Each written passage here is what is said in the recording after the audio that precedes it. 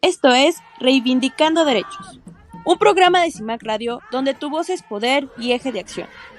Desde humanismo y legalidad, un espacio seguro y libre de estereotipos, donde víctimas, expertos y autoridades fijan posicionamientos para garantizar el acceso a la justicia de mujeres e infancias en nuestro país.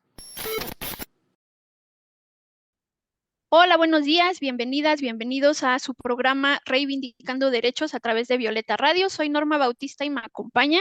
Hola, muy buenos días. Mi nombre es Elsin Rodríguez. Pues Celsin, hoy y a todo nuestro auditorio, hoy quisimos pues hacer un programa de un tema interesante y a veces que ha generado un poco de controversia en el sentido de que consideran algunas personas que pues hay ciertos colectivos que tienen más derechos que otros, ¿no?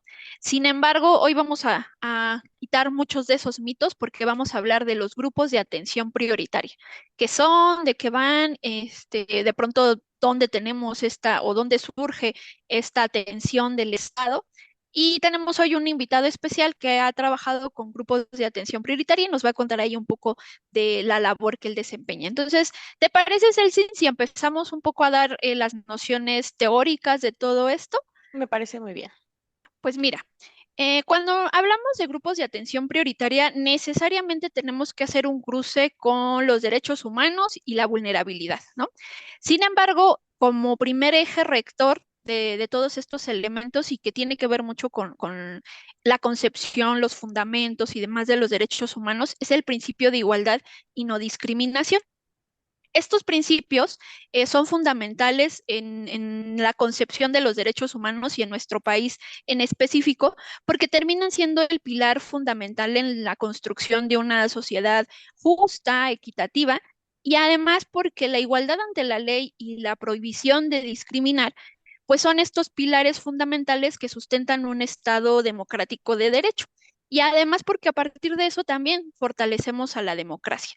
Entonces, de esta manera lo que hacemos es garantizar que todas las personas, sin importar sus diferencias, pues puedan tener este acceso equitativo tanto a derechos como a oportunidades y recursos. No hay que olvidar que la reforma constitucional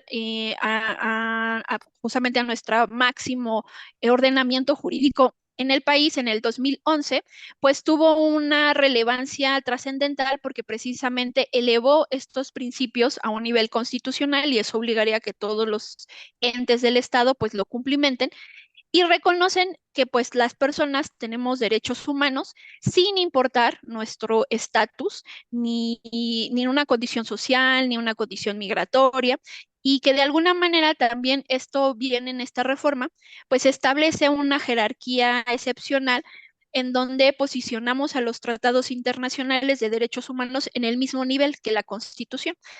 A veces, ¿sabes? Había estas discusiones de decir, bueno, ajá, y entonces los derechos humanos que están contenidos en la Convención Americana de Derechos Humanos o la Convención CEDAW, la Convención Belém do Pará, pues al final esta idea, ¿no? De soberanía decía, bueno, pero siempre la Constitución va a estar arriba.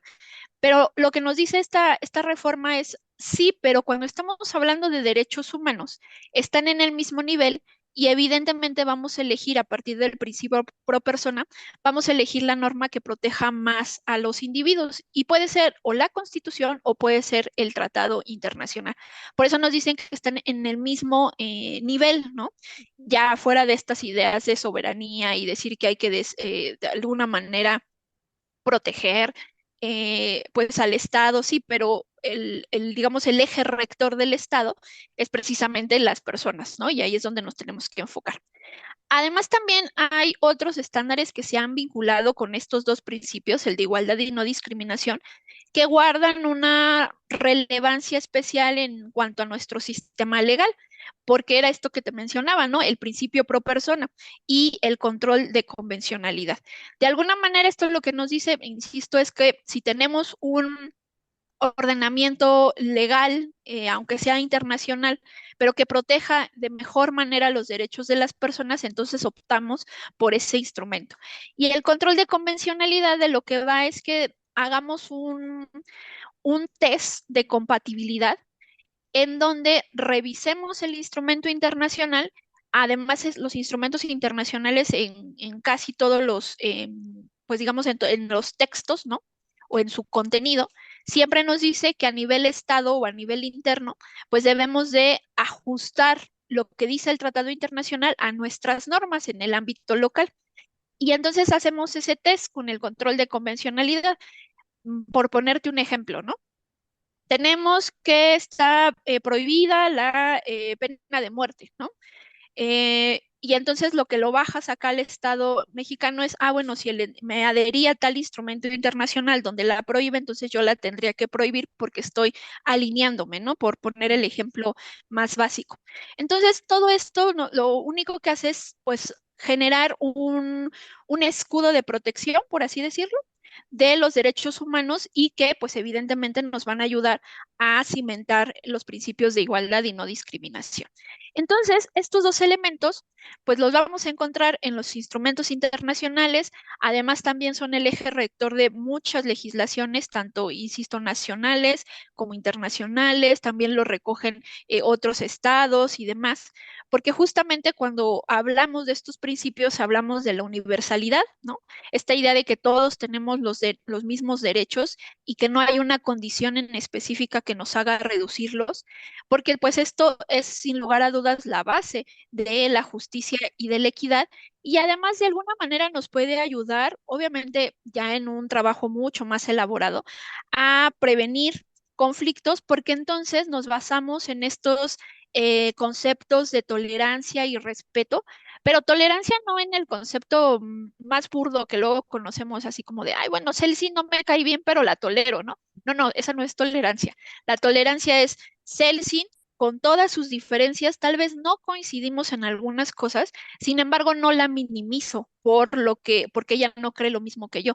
La respeto en su justa dimensión, solamente no tenemos las mismas creencias, ideas, demás, ¿no? Entonces, en ese concepto hablamos de tolerancia y porque estamos también tratando de abonar a una convivencia pacífica, armónica, que buscamos, y esto nos va a dar más bien pie a tener una estabilidad tanto social como política.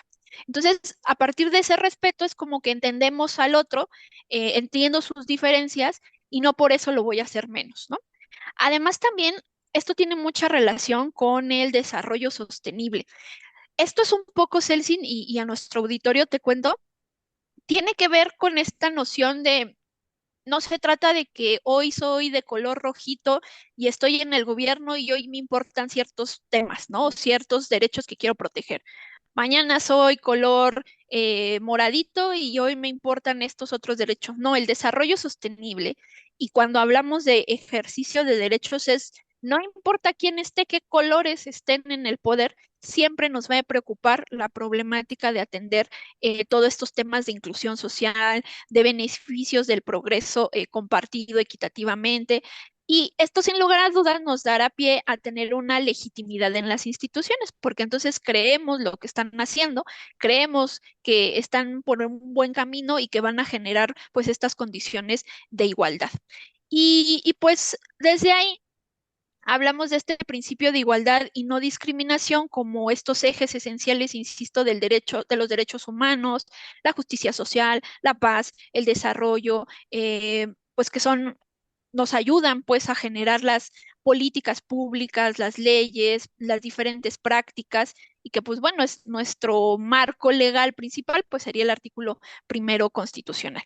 Y pues ya en una escala mucho más amplia, los expertos de la ONU han destacado que el impacto perjudicial del racismo sistémico, la discriminación racial y la xenofobia en los derechos a nivel mundial pues sí generan o afectan sí, el progreso, perdón, y que pues lo que hay que trabajar es en eliminar la discriminación en este sentido. Y ahí se hizo un día internacional, ¿no? En este contexto, un día internacional para la eliminación de la discriminación racial, que pues esto fue en el marco del 75 aniversario de la Declaración Universal de Derechos Humanos y pues de alguna manera se generó un frente común y acciones globales para combatir el racismo y la discriminación mediante una declaración y un programa de acción en específico, pues justamente para trabajar en esta labor. Y en ese contexto, entonces diríamos, bueno, entonces, ¿qué es un grupo de atención prioritaria? Los grupos de atención prioritaria es un término que se utiliza como una alternativa para entender que hay grupos de poblaciones que requieren una atención especial por la situación de vulnerabilidad en la que se encuentran y que desde ahí los vamos a ayudar para que puedan afrontar las dificultades que en su día a día están presentes y que sí obliga a que primero observemos cuáles son esos grupos y que nos centremos en las necesidades que están viviendo a partir de esos contextos de vulnerabilidad en las que están inmersos. El nombre lo podemos encontrar de diferentes formas, ¿no? Grupos en situación de riesgo, población vulnerable, en situación de vulnerabilidad. Pero aquí lo que quisiera rescatar un poco es que estos colectivos están en una situación. Si nosotros les ayudamos con las políticas públicas, con las acciones de gobierno, pueden salir de la situación. Si nosotros, por eso en derechos humanos es muy importante el lenguaje, porque si tú dices personas discapacitadas, entonces como que les reduces, ¿no? Ujú. O como que esta cuestión de la discapacidad como que minimiza a la persona, no, la persona está en una situación en específica, si mejoramos las condiciones, entonces son personas con discapacidad, ¿no? Y entonces ya cambia la visión de cómo de pronto ahí lo empezamos a trabajar. Entonces, desde este enfoque, pues al ser una situación la podemos cambiar y podemos mejorar las condiciones de las personas. Y desde ahí, pues tenemos un tratamiento más respetuoso, la inclusión, y de alguna manera, pues podemos empezar a hacer estos cambios mínimos para generar, pues las condiciones de igualdad y respeto que estamos buscando. Pero me parece que andamos sobre los tiempos, ¿verdad? Sí, así es. Entonces, ¿qué te Entonces, no, parece? no, no, Sí, adelante. sí, vamos a nuestro primer corte comercial y regresamos para seguir platicando de estos grupos de atención prioritaria. Muy bien, pues volvemos. En CIMAC Radio queremos escucharte. Comunícate con nosotras al 55 60 60 55 71 55 60 60 55 71 y déjanos conocer tus opiniones sobre nuestra programación. CIMAC Radio, periodismo con perspectiva de género. Regresamos del corte, estamos en su programa Reivindicando Derechos a través de Violeta Radio y estamos platicando de los grupos de atención prioritaria. Celsi, ¿nos podrías profundizar un poquito más en relación a la definición y el concepto de situación de vulnerabilidad? Sí, pues mira, los grupos en situación de vulnerabilidad, de acuerdo con la CEPAL, son aquellos que van a experimentar barreras que implican un tipo de desigualdad, discriminación y exclusión. Una situación de vulnerabilidad se refiere a un estado en el cual una persona, grupo o comunidad se encuentra expuesta a riesgos, amenazas o condiciones que pueden afectar negativamente su bienestar, seguridad, derechos o capacidad de hacer frente a determinadas situaciones. En este concepto va a abarcar varias dimensiones, ¿no? Desde lo económico, lo social, lo físico, lo emocional y lo ambiental. La vulnerabilidad es un sentido más amplio. En un sentido más amplio, se refiere a este riesgo que las personas, sistemas u objetos pueden enfrentar ante peligros inminentes, ya sean desastres naturales o desigualdades económicas, políticas, sociales o culturales. La palabra vulnerabilidad va a sugerir una mayor probabilidad de ser herido o afectado negativamente. Y van a existir diferentes tipos de vulnerabilidad, incluyendo la social, la económica, la física, la laboral, entre otras, y cada una con sus propias pues, causas y consecuencias.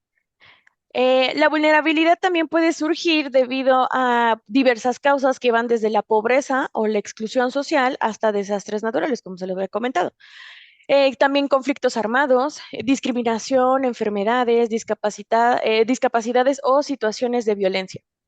Las personas que viven en estas situaciones de vulnerabilidad suelen tener menos recursos, capacidades o accesos a servicios para protegerse o adaptarse a los desafíos que van a enfrentar. Estos grupos que se encuentran en situación de vulnerabilidad son especialmente propensos a sufrir discriminaciones, exclusiones y abusos, lo que va a requerir una atención especializada por parte de las autoridades y la sociedad para pues garantizar esta protección y la promoción de sus derechos humanos. Y también tenemos necesitamos, ¿no? Entender la importancia de la vulnerabilidad y justo esta parte, ¿no? También de brindar la atención prioritaria a estos hechos.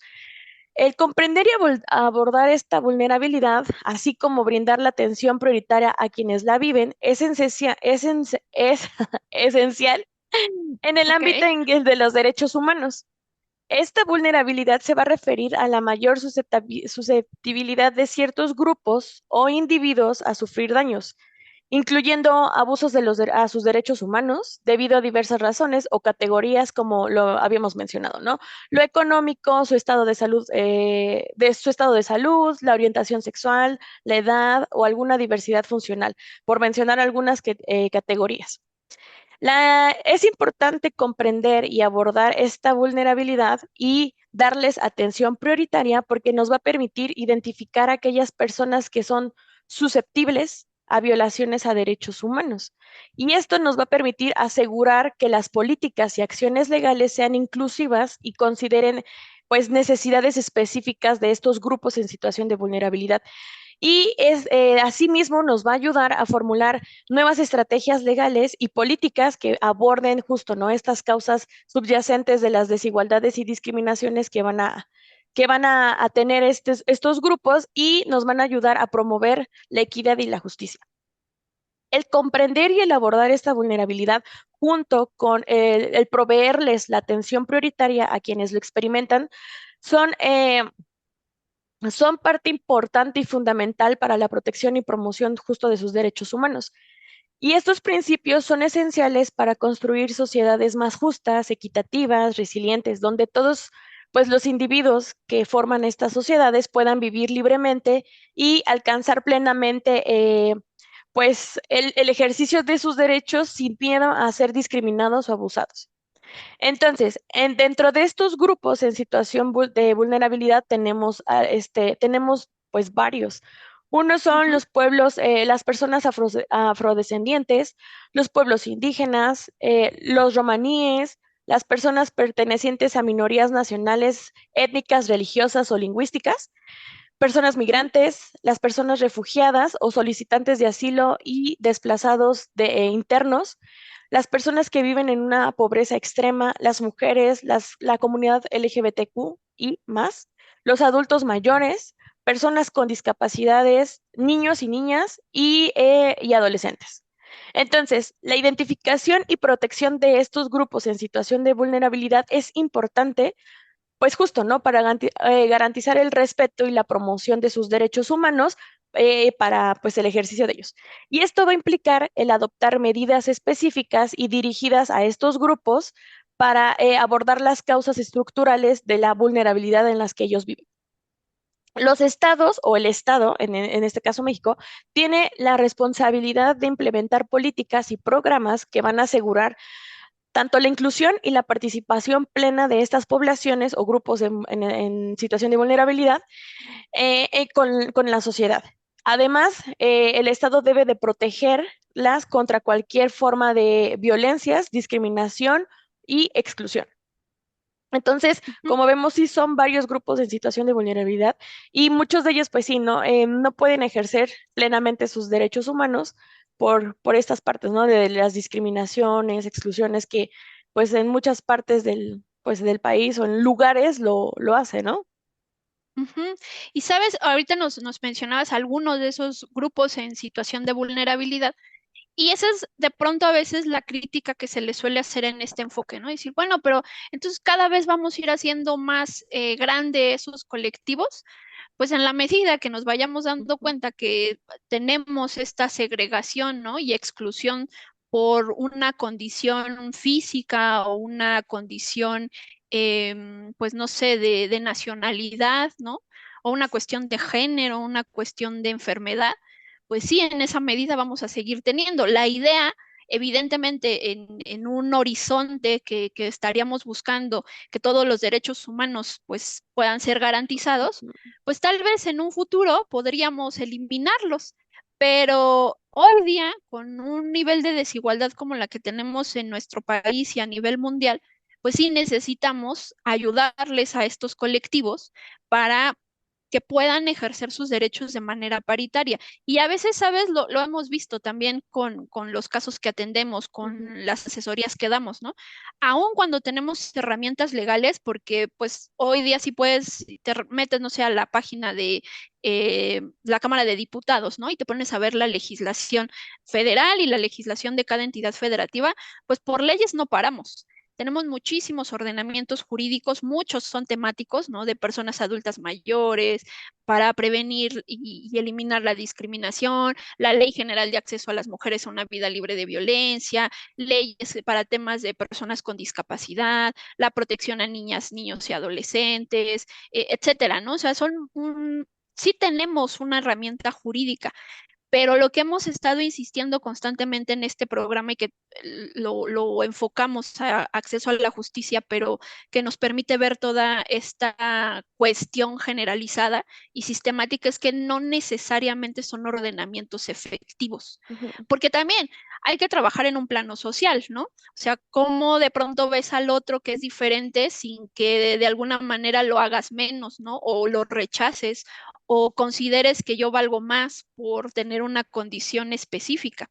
Por eso, cuando revisamos el artículo primero constitucional en su último párrafo que dice que está prohibida la discriminación y que tú nos hablabas de los grupos en situación de vulnerabilidad, pues ahí es donde se enmarca, eso se le conocen como categorías sospechosas y que es así, está prohibido discriminar por razones de raza, género, orientación, bueno, todo eso, todos esos elementos que vemos en ese último párrafo del artículo primero, pues justamente nos hablan de lo que hemos detectado como desigualdades en nuestra comunidad, ¿no? O en nuestro país. Y que desde ese enfoque, pues necesitamos sí generar las condiciones más óptimas para que esos colectivos pues puedan ejercer esos derechos de alguna manera pues sí es como ponerles un escaloncito, ¿no? De pronto ahí luego vemos las imágenes entre igualdad y equidad y demás. Sí es ponerles un escaloncito, pero porque no podían, o sea, haz de cuenta que ellos tenían que estar brincando para buscar el ejercicio de derechos, y entonces lo único que hacemos con ese escaloncito es ayudarles. ¿Podría llegar un momento en que ese escaloncito se lo quitemos? Sí, cuando que tengamos las condiciones en donde todas y todos podamos ejercer derechos. ¿Hoy día lo podemos hacer? No, todavía no, porque no hemos trabajado de manera efectiva en reducir las condiciones de desigualdad, no hemos trabajado de manera efectiva en reducir la pobreza y por muchas otras cuestiones, ¿no? Por ejemplo, en el tema de mujeres, ¿no? Que a veces dicen, ay, bueno, es que ahora las mujeres tienen más derechos. No, es que han sido violentados sistemáticamente y por eso hoy día hay que proteger un poco más y sí, a lo mejor podríamos tener en algún momento pues un nivel de ejercicio paritario, ¿no? Pero pues mientras exista un sistema patriarcal que siga oprimiendo, mientras tengamos un sistema capitalista que no permita que todos podamos generar como en las mismas condiciones, pues no, siempre vamos a tener que seguir trabajando en estas temáticas. Y abordarlos desde este entendimiento nos permite también ver que pues podríamos observar de alguna manera esas áreas de oportunidad para mejorar esas condiciones, mejorar las políticas públicas, mejorar pues de pronto alguna acción del Estado y demás, ¿no? Entonces, pues sí es una parte importante que hay que atacar, ¿no? Entonces, creo que andamos sobre los tiempos. Entonces, ¿te parece si nos vamos a nuestro corte para también ya darle entrada a nuestro invitado? Y ahí ya ahora sí con ejemplos más claritos, vamos a ver cómo de alguna manera este fenómeno sí existe y si es necesario que de pronto lo atendamos porque estos grupos necesitan, pues justo, ¿no? Una atención prioritaria. Me parece muy bien. Entonces vamos a nuestro segundo corte comercial y regresamos a Reivindicando Derechos. En CIMAC Radio queremos escucharte. Comunícate con nosotras al 55 60 60 55 71 55 60 60 55 71 y déjanos conocer tus opiniones sobre nuestra programación. CIMAC Radio, periodismo con perspectiva de género. Regresamos a Reivindicando Derechos. Estamos platicando sobre los grupos en situación de vulnerabilidad y Norma, tenemos un invitado el día de hoy Sí, es muy correcto. interesante. Hoy tenemos un gran invitado, un compañero, amigo de la especialidad. de Derechos Humanos. Está aquí con nosotros Julio César Hernández Almoral. Él es hijo de padre indígena y madre nómada, hijo de la educación pública, egresado de la Universidad Nacional Autónoma de México, defensor de pueblos y comunidades originarias, ha trabajado con infancias y juventudes en temas de violencia, es psicoterapeuta tradicional. Y pues, ¿qué más que puedo yo contar de Julio? Julio, bienvenido, gracias por estar con nosotras. Muchas gracias, saludos a todas y a todos. Pues, Julio, estamos hablando de grupos de atención prioritaria. ¿Nos podrías contar cuál es tu experiencia o qué experiencia tienes trabajando con estos grupos y cuáles son los desafíos que has enfrentado en este trabajo? Bueno, es complicado como tratar de abarcar sobre todo conceptos un poquito como eh, que tienen una epistemología de defensa de derechos y por categorizarlo podría hacerlo en tres. En una variante en el contexto del narcotráfico, grupos en situación de vulnerabilidad en infancia, de infancia en situación de calle, en situación de guerra contra el narco, en situación de adicciones, en situación de violencia, incluso en situación de relaciones. Para mí, ese es un grupo que ha estado invisibilizado y pues, de hecho, en el contexto de la infancia y de las juventudes, la adolescencia como tal, de las relaciones tóxicas, ¿no? El amor romántico, que es algo como muy, desde mi punto de vista es algo nuevo, yo no lo he leído en ninguna parte. También he trabajado aproximadamente unos 12 años con niñas, niños desde la marginación, la precarización, en funciones como docente, ¿no? Docente como servidor público en educación básica y he trabajado unos 10 años con pueblos, comunidades y tribus originarias en Mesoamérica y Aridoamérica, concretamente en el área de Oaxaca Guerrero, el área de Aridoamérica, lo que es Sonora, y pues bueno, también fui servidor público de la Secretaría de Energía en relación con los megaproyectos en la época de Enrique Peña Nieto, con la reforma energética. Después, pues, ya no pude como estar ahí por convicciones Ujú, personales claro. y pues me fui, estuve asesorando un poco, no puedo hablar mucho de eso por cuestiones de prohibiciones en cuanto a servicio público, pero pues fue muy interesante. Bueno, creo que eso es así como que la síntesis de lo que he estado trabajando. Actualmente me encuentro trabajando con grupos en situación de violencia, narcoviolencia, relaciones violentas y también con personas que tienen una autoadscripción indígena, bueno, así lo menciona la Constitución, la jurisprudencia, y que tiene como una variante en la medicina tradicional.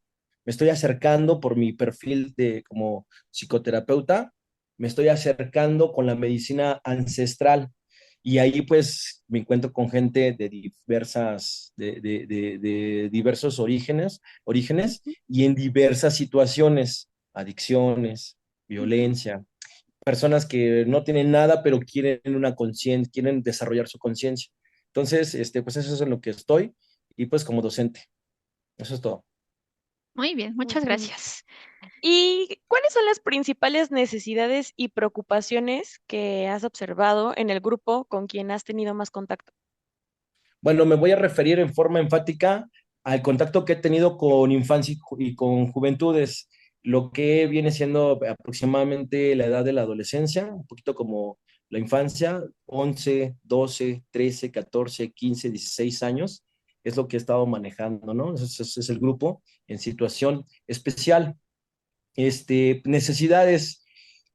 Ahorita he localizado, y no solamente en ellos, pero por estar hablando de este grupo, de este sector, ni siquiera sé si es un grupo, realmente es algo como, lo tengo así difuso, este, el trabajo emocional. Hay un analfabetismo emocional en la juventud, en la infancia, pues no solamente en ellos, ¿verdad? También en los adultos, este, que implica una gestión de emociones, pero pues si no identifican qué es amor propio, qué es temor, qué es ansiedad, qué es depresión, este, qué es frustración, ¿no? Empatía, pues tenemos un rollo, otra necesidad es trabajar este aspecto de la desnormalización de la violencia. Un enemigo mortal que tenemos es, por ejemplo, el celular, ¿no? Y el celular te da acceso mediante redes sociales a dos factores importantes. Bueno, la música y lo voy a decir, los reels de video que con base en los algoritmos que tienen los celulares los niños y las niñas y los adolescentes, les van metiendo una serie de videos que van desencadenando una cuestión muy rara, como de información masiva, una especie de repetición de información con la que te ponen una sintonía especialmente violenta. Hay que recordar que a lo que antes llamaban el lavado de cerebro, el primer movimiento consiste en repetir, repetir, repetir, repetir, repetir. Y pues si es un adolescente, por ejemplo, que tiene depresión, empieza a buscar música un poco rara, ¿no? Así depresiva, etcétera, pues el algoritmo le empieza a generar más de eso. Y eso pues genera un ciclo, un bucle en el que no puede salir. Eso no solamente le pasa a la juventud y a la infancia, le pasa a los adultos y todo. Algunos tenemos gestión emocional y otros pues, no tienen, ¿no? Ni siquiera saben qué es eso. Y esto genera un problema, mi punto de vista, de salud pública, partiendo de que el celular es adictivo, partiendo de que no hay gestión emocional.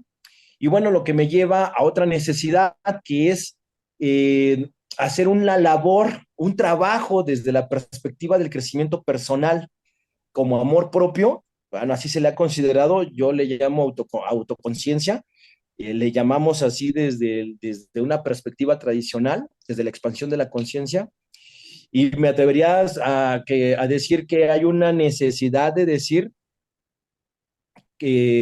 una necesidad de institucionalizar en la educación pública, materia, no sé, en secundaria, asignatura o disciplina, amor propio 1, amor propio 2, amor propio 3, y esto pues estoy robando a alguien, bueno, estoy tomando prestadas unas ideas de un psicólogo que es un poquito como muy conocido, bueno, más bien muy conocido, que es Walter Rizzo, ¿no? Etcétera. Por ahí tenemos algunas estrategias que hemos inventado porque esto no es, yo no lo he visto. Llevo 12 años dando clase y yo no he visto, salvo que llegues a la universidad y quieras ser psicólogo, que te pongas a trabajar contigo mismo, ¿no? Y pues miren, México tiene yo no tengo un dato como tal, pero en donde me desenvuelvo, que es que la mayor parte del Estado de México, no hay como un dato específico de las personas que tienen o que han padecido abuso sexual en la infancia, ¿no? Traumas infantiles, drogadicción, todo esto, este sector, estos vacíos en gestión emocional, creo que no se han visibilizado como tal. Simplemente es así, pues hay mucha drogadicción, ¿no? Pues apliquemos algo, ¿no? Alguna temática, alguna estrategia desde la política pública, pero se requiere esta visión integral, porque la adicción, pues no es el tema, ese es un síntoma. La verdadera causa es una emoción que no pudo ser trabajada y que quedó ahí atrofiada en la psique, etcétera. Bueno, eso es lo que he estado viendo. Que las preocupaciones desde mi labor docente, pues implica un trabajo personal. O sea, que el docente tenga un trabajo personal, O sea, Ujú, un trabajo desde las 5 dimensiones del autocuidado personal, ¿no? Física, alimentos, ejercicios. Dos, intelectual, que esté en constante expansión de su conocimiento. Y no solamente eso, sino también desde que esté aplicando o ejerciendo constantemente el pensamiento crítico. Tres, desde lo social, ¿no? Comprender que nos desenvolvemos, pero de todos aprendemos. Y muchas veces que se queda uno estancado en el ego. Y entonces, en lugar de escuchar, quieres defenderte. ¿Por qué? ¿De dónde viene eso? ¿Por qué te quieres defenderte? Bueno, son cuestiones que vienen de muchas heridas, ¿no? Que uno trae.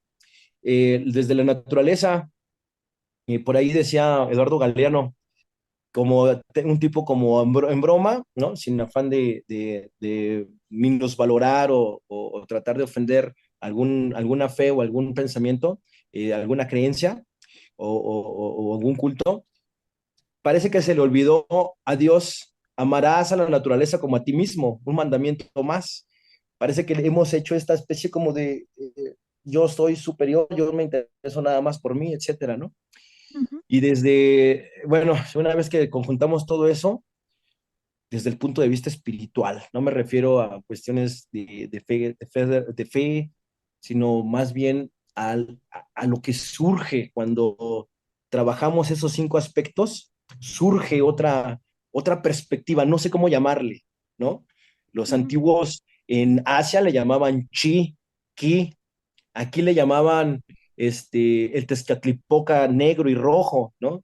Aquí nuestros antiguos abuelos, etcétera. Me parece que esta perspectiva del crecimiento como adulto, del trabajo personal en estas dimensiones, es importante como docente para que las juventudes puedan, como docente, puedan seguir, ¿no? Ser congruente, trabajar con el ejemplo para que ellos puedan, ¿no?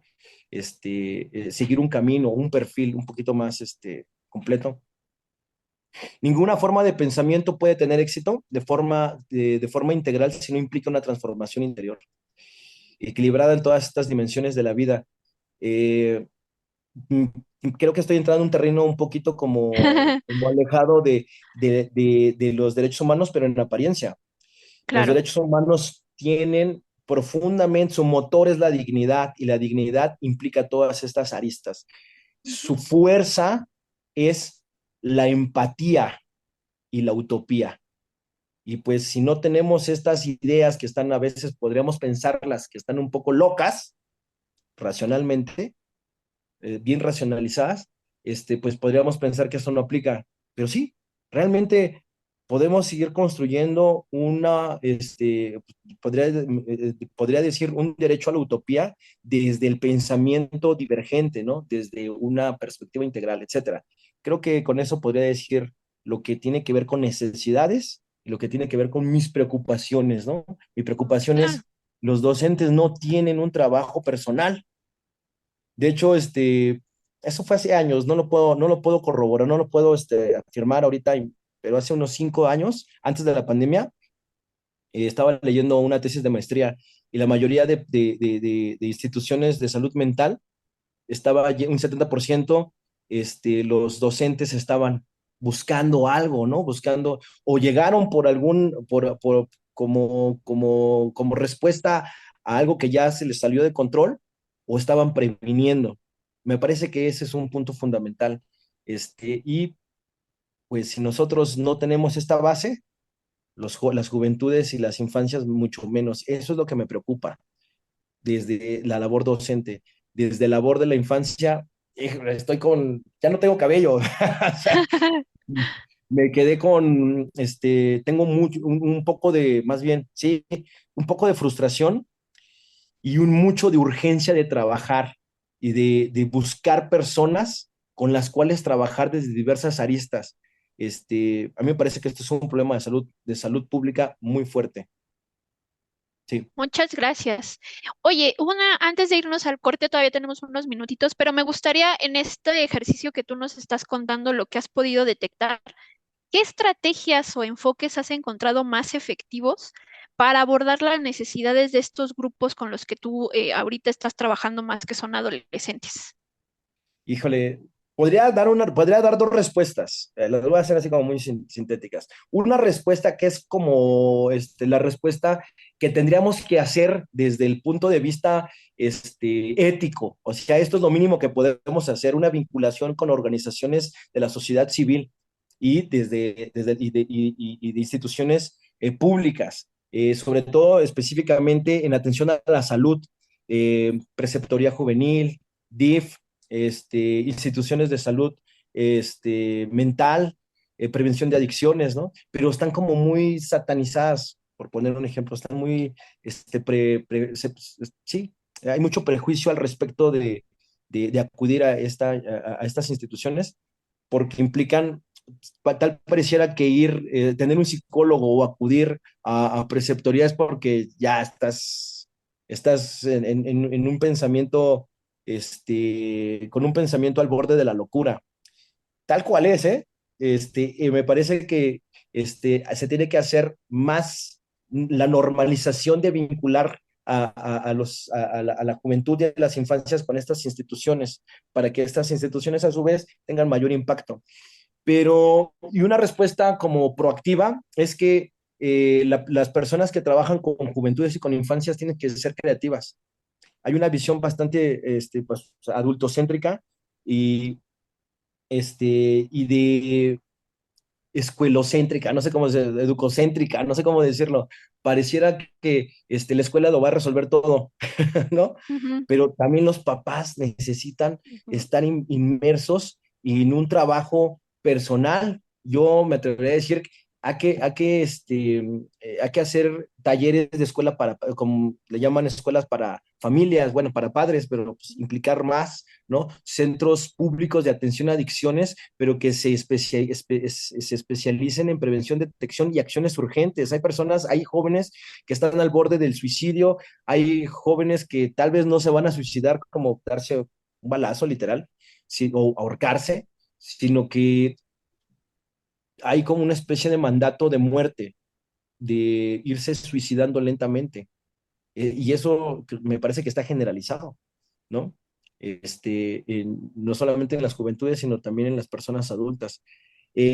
Normalizar la psicoterapia en el infante y en el adulto. Y pues darle un enfoque, trabajar potentemente las relaciones tóxicas, o sea, el amor romantizado, quitarlo.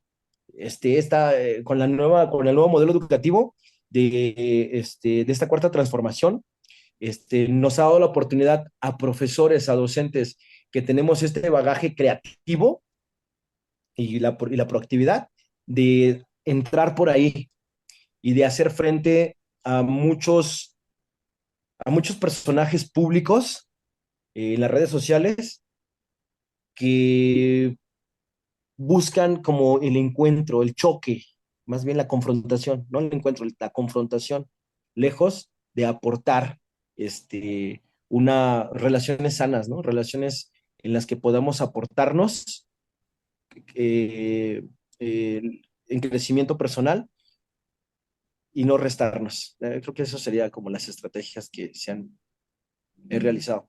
Que han tenido éxito.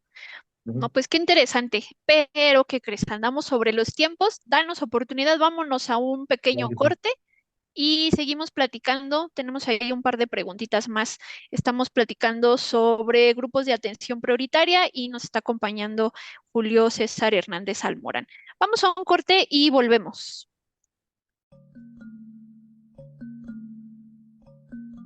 Tratamiento de grupos de atención prioritaria.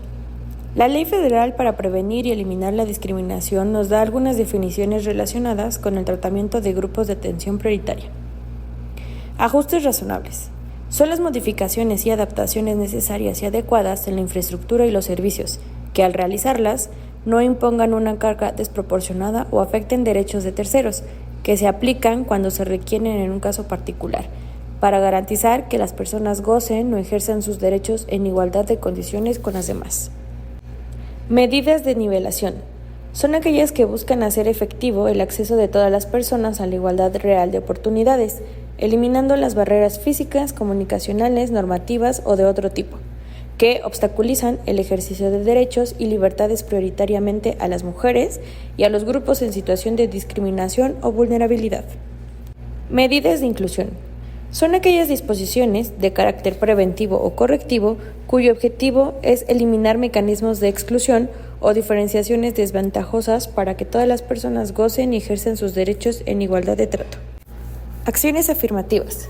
Son las medidas especiales, específicas y de carácter temporal a favor de personas o grupos en situaciones de discriminación, cuyo objetivo es corregir situaciones patentes de desigualdad en el disfrute o ejercicio de derechos y libertades, aplicables mientras subsistan dichas situaciones. Se adecuarán a las situaciones que quieran remediarse y deberán ser legítimas y respetar los principios de justicia y proporcionalidad. Cada una de ellas deben de ser tomadas en cuenta por el Estado para garantizar la igualdad y la no discriminación. Cuéntenos si las conocías. Regresamos a Reivindicando Derechos. Estamos platicando sobre los grupos de atención prioritaria y nuestro invitado del día de hoy es el maestro Julio. ¿Nos podría compartir un ejemplo de un éxito que haya tenido al trabajar con un grupo en situación de vulnerabilidad? Sí. Estaba esperando una pregunta así. Este, pues mire, la pandemia a todos nos trajo una revolución. Dependiendo de el trabajo personal que uno haya tenido, pudo decantarse o direccionar su vida, ya sea para aportar mucho a su propia persona o a la sociedad, o incluso hubo como crisis existenciales, ¿no? Familias que se fracturaron, etcétera, y ahí pues salió un boom de muchas cosas que dábamos por sentadas. Yo fui parte de este segundo grupo. Tuve que trabajar personalmente de manera, pues, brutal, pero muy chido, muy bonito. Y eso implicó que en la transformación interior que uno pues constantemente uno se está redimensionando, pero en esta transformación tan radical implicó que lo quisiera expresar y compartir con los demás. Y pues qué mejor hacerlo con los estudiantes y con algunos grupos que han estado como en situaciones de vida muy delicadas, como pueden ser adicciones, como puede ser violencia, relaciones tóxicas, abusos, violaciones sexuales, ¿no? Este, eh, bueno, y en ese sentido empecé a crear una especie en una especie como de coaching, emocional, coaching en entrenamiento físico. Empecé a crear algo que le llamo yo reto 21, reto 30 y reto 40. 21 por los 21 días, los famosos 21 días de construcción de hábitos. El reto 30 porque pues, me pareció muy bello el número 3. Y el reto 40 por los rumbos de la tradición, ¿no? Los 4 rumbos que simbolizan el infinito, la expansión de la conciencia. Entonces, en el reto 21 consiste en crear 4 o 5 hábitos, empezando por el ejercicio, ¿no? Con un bagaje científico bastante potente desde la neuroplasticidad, o sea, levantarse temprano a las 4 de la mañana y hacer ejercicio genera que el factor de crecimiento derivado del cerebro se expandan, neurotransmisores. Factor de crecimiento por el endotelio vascular, se generan más vasos vasculares, redes neuronales, bueno, te generan neurotransmisores pues de alegría, ¿no? De incluso un poquito como de euforia, serotonina, oxitocina, etcétera. Y en ese sentido, un grupito como de 15 personas, 15 estudiantes y otras personas por ahí, empezamos a hacer un grupo por medio de redes sociales, de trabajo. Entonces, nos levantábamos a las 4 de la mañana y empezamos a hacer ejercicio y mandábamos la evidencia. queríamos vernos y haciendo ejercicio, pero no, ya era mucho y algunas personas pues, no tenían el recurso económico y entonces empezamos a hacer ejercicio. De 4 a 4, 10 era nuestro colchón para levantarnos y tender la cama. Es el primer hábito. ¿Por qué tender la cama? Para que no te vuelvas a dormir. Sí, no la extiendas. Después hacíamos ejercicio 20 minutos y de ahí podíamos aumentarlo. Después de hacer ejercicio 20 minutos de acuerdo a lo que uno quiere trabajar, ¿no? Pero por lo general, y eso se recomienda que sea aerodinámico, para que empieces a respirar, se circule la sangre, la oxigenación de todo el cuerpo, etcétera. Tiene muchos beneficios. Nos dábamos una bañada, un shower, disculpen que hable así hablamos por acá. Nos dábamos el shower y luego ya arregladitos, bien, bueno, los que se pueden peinar bien peinaditos, boleados, con camisa, pues nos poníamos a leer, leíamos, empezábamos con 5 minutos y luego a respirar, 5 minutos, 10 minutos, así empezamos. 4 hábitos, después le agregamos el jugo verde. Así empezó el reto 21 con 21 días, de lunes a viernes, porque hay que descansar. El reto 31 implicó lo mismo, pero lo aumentamos más, una dieta basada en vegetales. Y todo esto desde una perspectiva integral, desde la neuroplasticidad, ¿no? La neuropsicofisiología, desde la nutrición, desde la lectura, ¿no? Desde el alimento intelectual, las 5 dimensiones que habíamos mencionado, y pues la respiración. Qué importante es la respiración, es la base, es el eje de todo. Nuestros hermanos de Oriente lo saben, ¿no? El Tai Chi Chuan, el, bueno, aquí en el Chilam Balam, algunas técnicas de respiración en temazcales, todo eso tiene su base en la respiración para gestionar las emociones, es lo primero, ¿no? ¿Se acuerdan de ese comercial que decía, cuenta hasta 10? Ajá. Respira profundo, pues es que esa es la base, ¿no? Ujú. Y le vamos a agregar libros que tengan que ver con perspectiva de lo que quieras trabajar personalmente, ya sea adicciones, separación, de relaciones, romantizadas, etcétera. Y eso, ahorita estamos iniciando, mañana vamos a iniciar el reto 40 con 2 escuelas, aproximadamente unos 100 estudiantes y más docentes se están involucrando. Obviamente esto en algunos sectores, y lo digo con mucho énfasis, sobre todo de servidores públicos, docentes, directivos, todavía están en una escuela, en una vieja escuela, en la que se quedan en lo que se tiene que hacer y ya. Me topé con casos, obviamente no voy a decir en dónde, donde Ujú, les ok. decía, compañeros, compañeras, ¿quién se anima a estar conmigo? Vámonos a levantar a las 4 de la mañana, hagamos un grupo solamente para docentes. No, profe, ¿cómo cree? Yo mejor me duermo. Y esto, obviamente, si te levantas a las 4 implica dormirse temprano. Qué importante es dormir. Es un arte el descanso.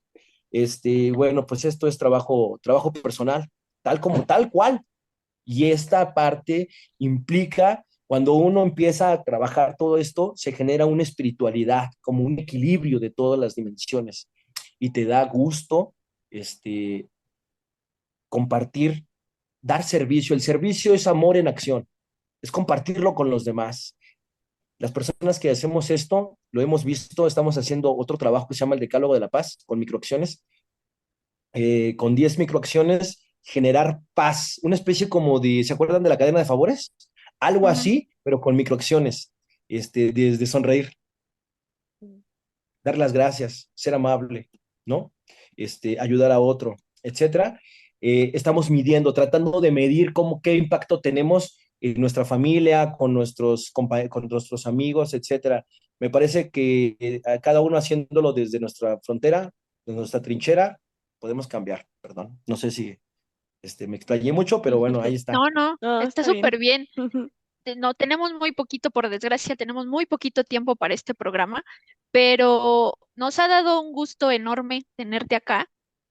Nosotros te dejamos la puerta abierta para que vengas a otro programa y volvamos a platicar, porque, sabes, este programa lo pensamos también que fuera como un área donde pudiéramos evidenciar lo que se está haciendo mal, pero también hay que ponerle énfasis en lo que se está haciendo bien y a mí me da mucho gusto escucharte y los logros que has tenido y yo creo que también hay que nombrar lo que se hace bien, ¿no?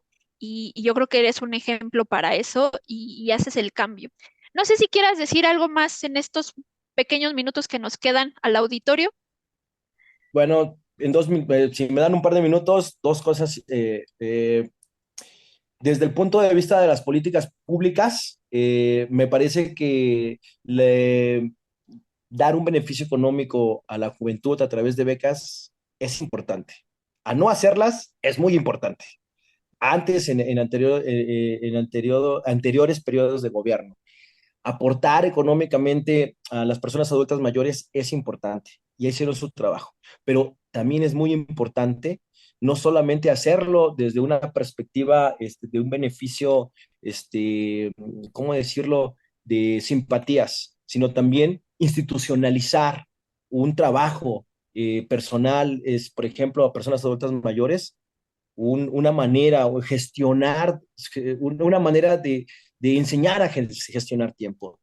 Y mi segunda, o yo terminaría, me gustaría terminar con algunas directrices para las personas que quieran involucrarse, realizar el cambio, aventarse, ser creativos, no suponer, preguntar a quien más sepa o tenga más experiencia, sin temor a equivocarse, de eso se aprende, implementar el sentido común, mucho tiene que ver con sentido común, tener valor, sobre todo en la panza. Para eso requieres gestión emocional y trabajo personal. Sobre todo los defensores de derechos humanos requerimos trabajo personal con psicoterapia, porque hay casos, muchos casos no van a llegar a buen puerto y pues se requiere una gestión, porque a veces somos humanos, nos involucramos emocionalmente aunque no queramos. Siempre tener una perspectiva de crecimiento, un colchón de apoyo emocional, con eso es lo que yo podría sugerir. Y todo lo demás, si eres abogado, si eres sociólogo, antropólogo, comunicólogo, eh, cualquier vocación que hayas elegido, siempre y cuando tengas un trabajo personal, vas a ser una luz, vas a ser fuego y vas a alumbrar a los demás y los demás se van a encender contigo. Gracias.